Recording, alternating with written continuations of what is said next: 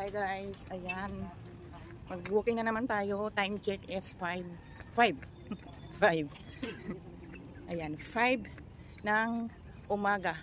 Today is July 31, Wednesday. Okay?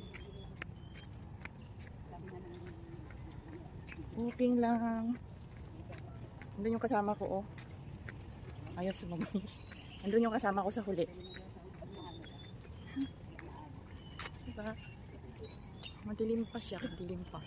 Kasi 5 ano pa lang, 5:15. Morning! Good morning, kuya. Okay. Hindi ba madilim pa? 5 ng umaga.